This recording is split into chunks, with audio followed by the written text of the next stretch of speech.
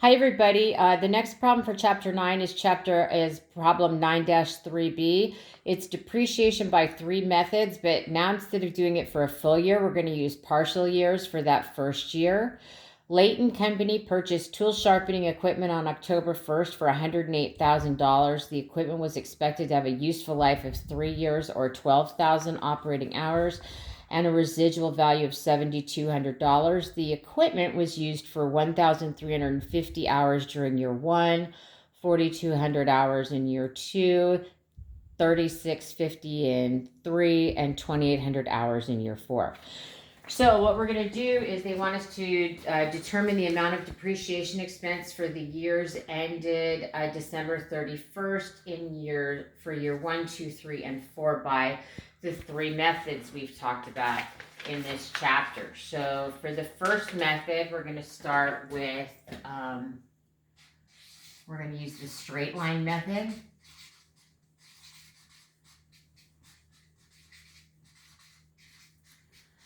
And remember, with this method, we calculate annual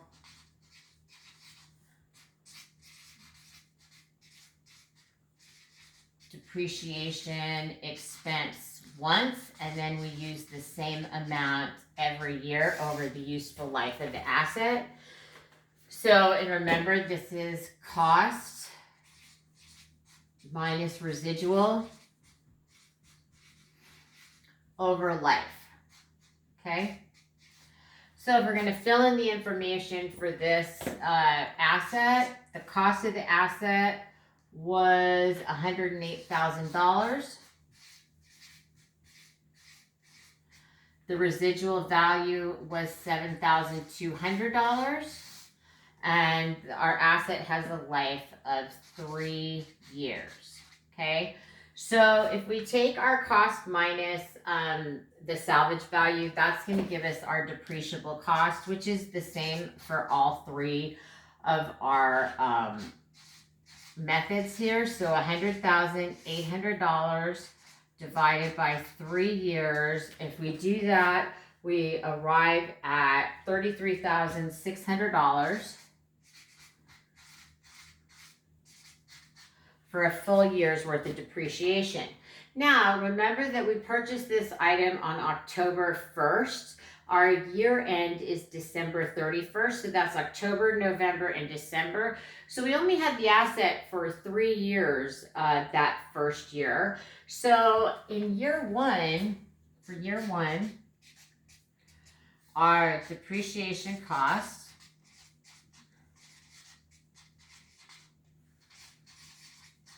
it's going to equal the $33,600 that would be annual times 3/12 for the 3 months that we had it, and that came to $8,400.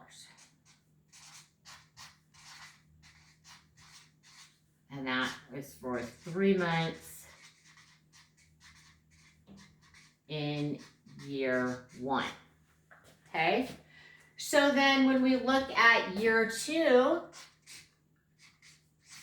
we've already calculated out what that annual amount is. That's going to be $33,600. That's for the full 12 months. Okay, right here. And then for this $33,600, the same in year three. So in year three, it is $33,600. But in year four, we're only going to have that's the last 9 months of the asset's life. So remember, it was a 3-year life. We used up 3 months in year one, a full 12 months in year two, a full 12 months in year three. So the asset only has a remaining amount of 9 months in this final year.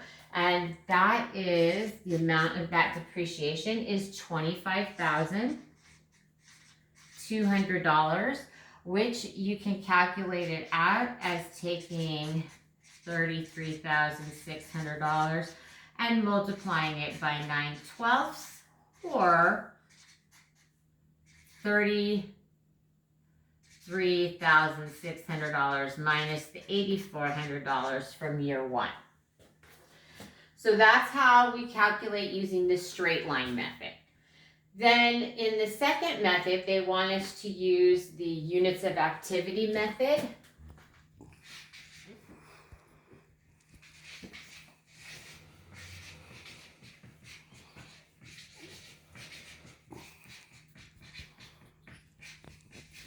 So remember, with the unit of activities method is first we have to come up with our activity rate.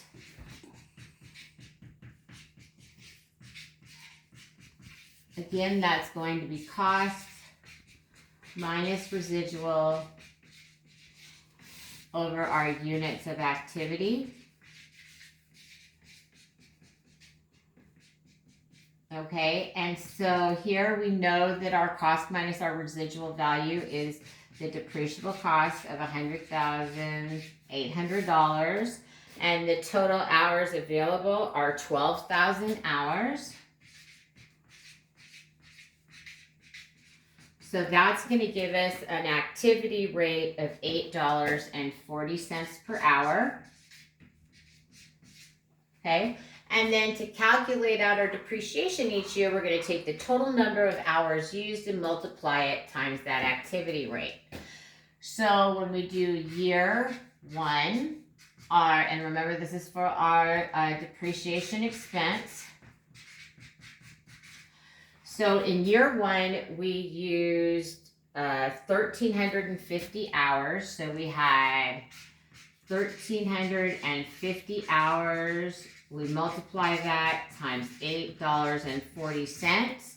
So that gives us a depreciation expense in year one of $11,340.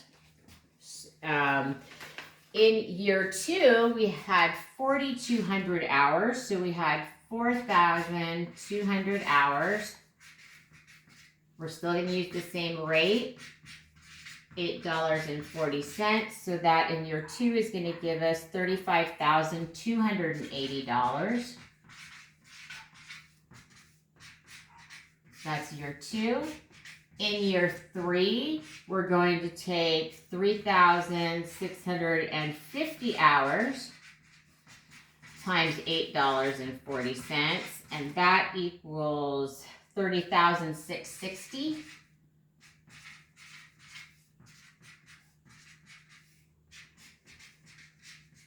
And then finally in year four, we had 2,800 hours times our $8.40 for a total amount, for a total amount in year four of $23,520.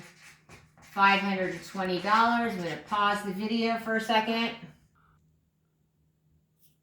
Okay, everyone, we're back for the last part of problem 9-3B, and that is for using the double declining balance method. So that's for C, we're going to do the double declining balance method. And remember, with the double declining balance method, we've got two steps. So for step one, we calculate the DDB rate. And remember that that is going to be 2 times our straight line rate.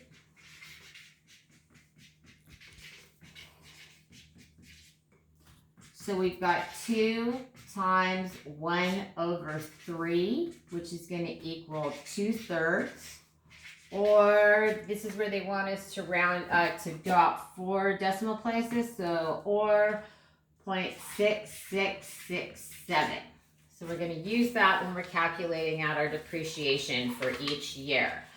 And remember that, so this is step 1, and then step 2, depreciation expense equals our book value times the double declining balance rate. Okay? So in year 1, we're going to calculate out our depreciation expense, and that is going to be, we're going to take the 100,000,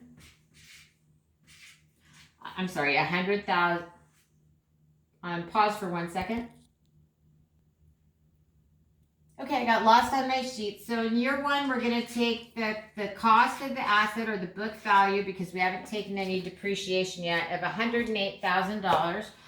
We are going to multiply that by our double declining balance rate, and that's going to give us a depreciation cost for that first year of $72,000. Now that would be for a full 12 months, okay?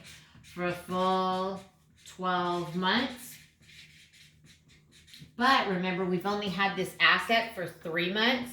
So in year one, we're going to calculate it out. It's going to be $72,000 times 3/12, and that's going to give us $18,000 of depreciation expense in year one.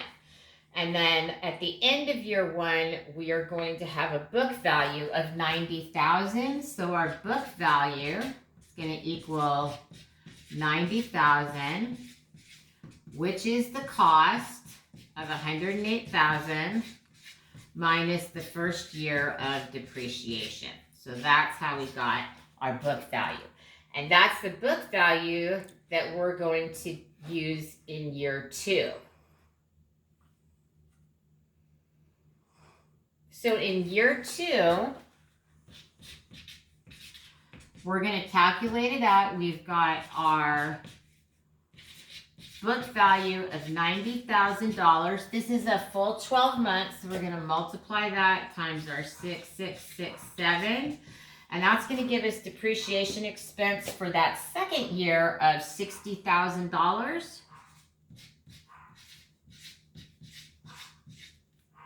So we calculate that out, and then what we end up with at the end of year two, we've got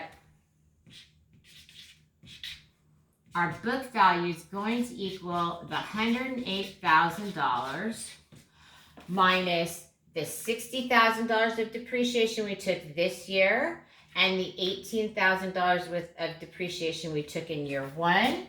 So it's going to be less a total of $78,000 of accumulated depreciation, and that is going to give us a book value at the end of year two of $30,000. Okay, and remember that we can't depreciate below the $100,800 that's available for depreciable cost. So then finally in year three,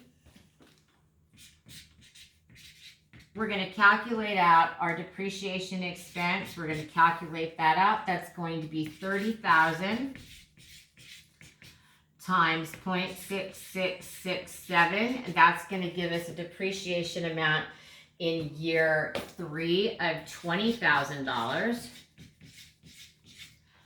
Okay, so now we've got our book value at the end of this year, which is going to be $108,000 minus our accumulated depreciation of $98,000. And that's going to give us a book value then of $10,000. Now remember, we have $98,000, but we can't go any higher than another $2,800 till our accumulated depreciation is at $100,800. So that's just $2,800 that we're going to do in the last year. So again, year four is that plug figure of $2,800. Because remember, if we're looking at the T account, in year one, we had $90,000. In year one, we had $18,000. In year two, we had the $60,000. In year three, we had $20,000. And then in year four, with the $2,800 plug, that gives us $100,800 depreciable cost. So that's how we complete this problem.